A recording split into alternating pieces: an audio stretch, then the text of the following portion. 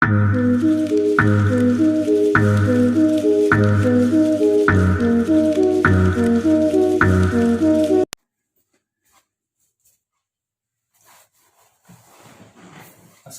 anak-anak. Baiklah, pada hari ini kita kembali bertemu ya pada pembelajaran hari ini. Sebelum kita mulai pembelajaran, ada baiknya kita berdoa terlebih dahulu. Berdoa dimulai, berdoa selesai. Sebelum kita masuk pada materi pembelajaran, Bapak ingin bertanya tentang absen pada hari ini. Apakah hari ini ada teman-teman yang tidak masuk? Enggak, Pak. Baiklah, semuanya hadir ya. Tujuan pembelajaran kita pada hari ini. Tujuan pembelajaran kita pada hari ini adalah setelah kegiatan membaca teks dengan benar, siswa mampu menyebutkan ungkapan atau kalimat saran, masukan, dan penyelesaian masalah sederhana dalam teks tulis. Selanjutnya, setelah kegiatan membaca teks dengan benar, siswa mampu menjelaskan bentuk dan manfaat istirahat dan pengisian waktu luang untuk menjaga kesehatan tubuh. Selanjutnya, setelah kegiatan mengamati teks dengan baik, siswa mampu menampilkan bentuk dan manfaat istirahat dan pengisian waktu luang untuk menjaga kesehatan. Selanjutnya, setelah melalui kegiatan membaca teks dengan benar, siswa Bapak mampu menilai kewajiban dan hak sebagai anggota keluarga dan warga sekolah sebagai wujud rasa syukur kepada Tuhan Yang Maha Esa. Selanjutnya, setelah mulai kegiatan memahami teks dengan baik, siswa Bapak mampu menerapkan kewajiban dan hak sebagai anggota keluarga dan anggota sekolah. Setelah kegiatan membaca teks dengan benar, siswa Bapak mampu menyajikan hasil identifikasi kewajiban dan hak sebagai anggota dalam keluarga dan warga sekolah. Selanjutnya kita masuk pada materi pembelajaran pada hari ini. Materi yang pertama itu adalah tentang kalimat saran. Mungkin anak-anak Bapak sudah sering ya mendengar apa itu yang namanya saran. Saran itu adalah sugesti yang diberikan kepada seseorang, di mana sugesti itu adalah berupa untuk menyarankan seseorang itu melakukan hal yang lebih baik. Lalu ada beberapa contoh kalimat saran yang anak Bapak harus tahu. Ada seharusnya, ada baiknya, akan lebih baik apabila, menurutku, sebaiknya, dan lain sebagainya. Nah, manfaat dari kalimat saran ini tentunya akan berdampak baik kepada seseorang yang kita beri saran tersebut. Contohnya kalau anak Bapak nih, temannya lagi ada masalah. Terus teman anak Bapak ini cerita ke anak Bapak. Anak Bapak bisa memberikan saran. Kalau dia ada masalah, bisa berikan, ada baiknya kamu banyak berdoa. Terus minta kepada Allah supaya masalahnya cepat selesai. Itu berupa salah satu contoh kalimat saran yang bisa anak Bapak berikan kepada teman yang ada masalah. Selanjutnya, kalau ada teman anak Bapak meminta saran, dia minta, mungkin dia mau membeli sesuatu. Contohnya ya, dia mau beli sepatu, tapi dia bingung nih, mana sepatu yang bagus menurut dia, karena bagi dia sepatunya itu sama-sama bagus. Lalu dia bertanyalah ke anak Bapak, teman anak Bapak itu. Anak Bapak bisa memberi saran seperti ini. Menurutku, karena harga sepatu yang A lebih murah, maka mungkin lebih baik yang A saja. Padahal kualitasnya juga sama dengan sepatu B. Tapi karena harga lebih murah sedangkan kualitas sama, mending lebih baik yang sepatu yang A. Nah, di situ bisa anak Bapak cermati ada kalimat saran yang berupa menurutku.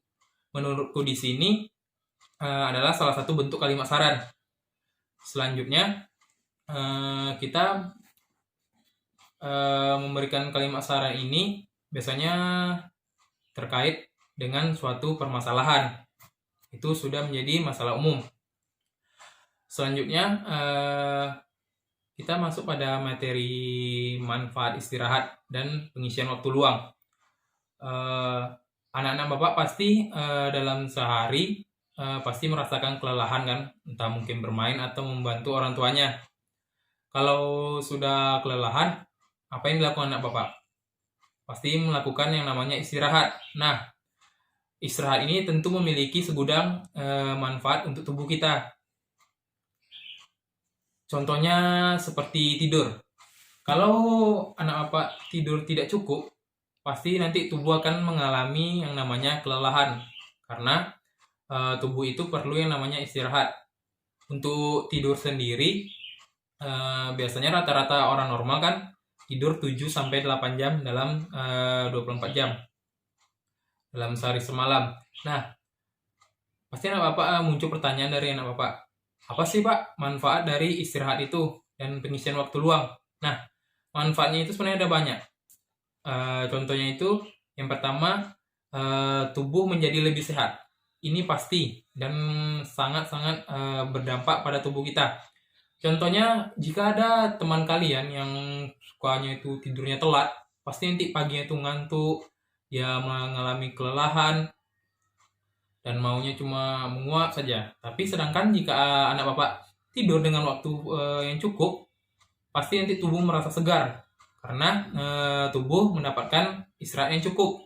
Selanjutnya, menjaga berat badan. Nah, manfaat istirahat yang lainnya itu ialah menjaga berat badan. Kenapa begitu? Pada menjaga kesehatan, istirahat ini akan juga berdampak pada berat badan.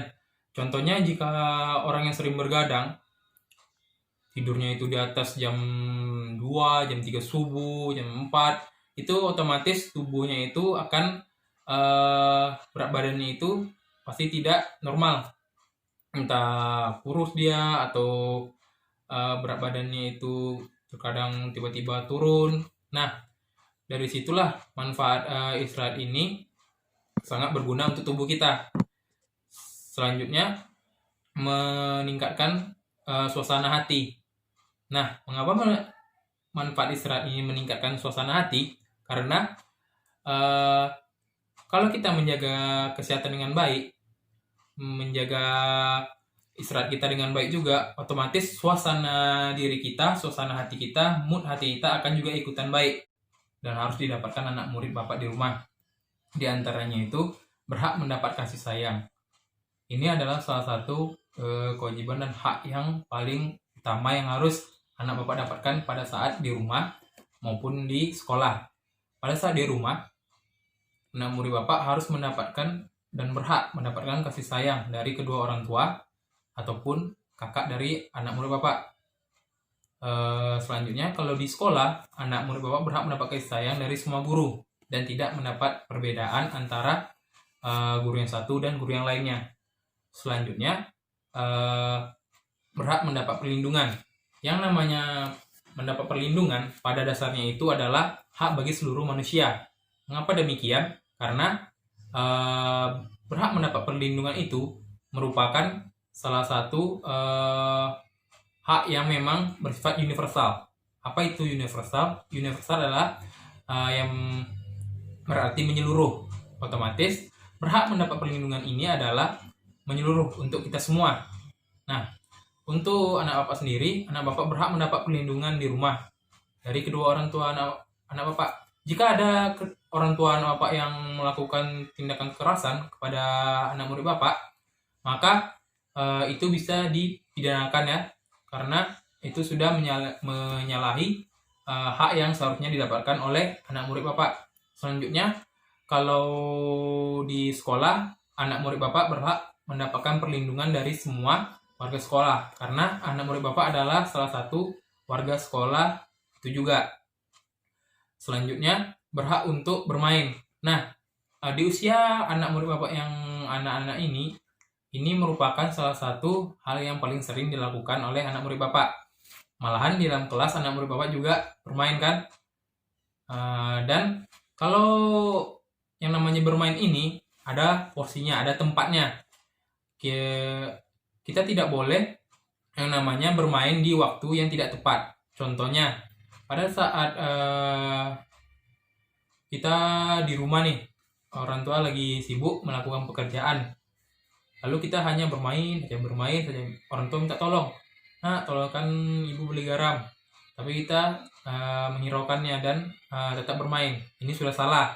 Walaupun di sini dikatakan itu merupakan kewajiban dan hak anak murid bapak pada saat di rumah, tetapi ingat, yang namanya bermain ada tempatnya. Sama juga halnya di sekolah. Di sekolah itu kan tempat belajar, tetapi belajar yang dibarengi juga dengan bermain. Dan bermain ini pada dasarnya yang seperti Bapak bilang tadi, ada tempatnya, ada waktunya. Jangan sampai karena bermain kita malah melupakan waktu dan menyia-nyiakan waktu. Karena bermain ini terkadang kita merasakan masih sebentar, tapi ternyata sudah berjam-jam. Apalagi kalau yang sudah berhubungan dengan bermain dengan gadget. Jadi untuk anak murid Bapak sebisa mungkin atur waktu untuk bermainnya ya. Selanjutnya berhak untuk mendapatkan kesehatan. Nah, yang namanya kewajiban dan hak anak murid Bapak itu selanjutnya adalah berhak mendapat kesehatan. Pada saat di rumah, anak murid Bapak perlu dan sangat memerlukan kesehatan. Di sini anak murid Bapak berhak mendapatkannya karena itu merupakan hak dari seseorang. Sama seperti yang perlindungan yang Bapak bilang sebelumnya, mendapatkan kesehatan juga bersifatnya universal. Itu menyeluruh untuk kita semua, baik anak murid Bapak di rumah maupun nanti pada saat anak murid Bapak di dalam lingkup sekolah. Lalu hak yang lainnya itu hak untuk mendapat pendidikan. Nah, pendidikan ini terutama di negara kita seperti yang anak murid Bapak tahu, mungkin memang belum baik dan masih ada kekurangan di sana sini. Tetapi yang namanya mendapatkan pendidikan itu berhak untuk semuanya, berhak untuk seluruh anak Indonesia, maupun anak itu kaya, maupun anak itu miskin, kurang mampu, tapi semuanya itu berhak mendapatkan pendidikan. Mengapa demikian? Karena pada dasarnya seperti Bapak bilang tadi, mendapatkan pendidikan itu adalah menyeluruh dan bersifat universal. Tidak ada alasan anak ini miskin, dia nggak boleh mendapatkan pendidikan. Tidak, itu adalah mindset yang salah. Banyak orang tua yang mungkin kekurangan dan mengatakan anak saya nggak perlu sekolah lah, dia bisa kok cari uang sendiri. Itu adalah salah satu mindset yang salah. Kebanyakan dari orang-orang kita berpikir seperti itu kan. Dan Bapak harap anak murid Bapak jangan sampai suatu kekurangan yang ada membuat pendidikan anak murid Bapak terganggu, karena itu merupakan hak dari anak murid Bapak.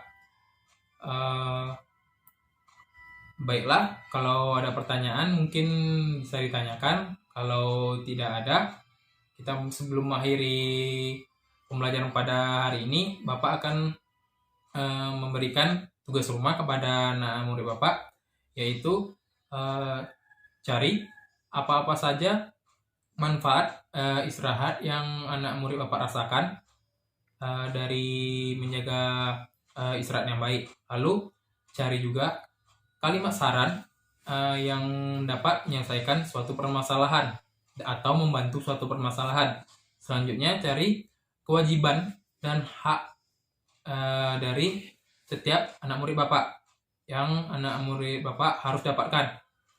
Baiklah, sebelum mengakhiri materi pembelajaran pada hari ini, ada sedikit penguatan yang ingin Bapak berikan kepada anak murid Bapak.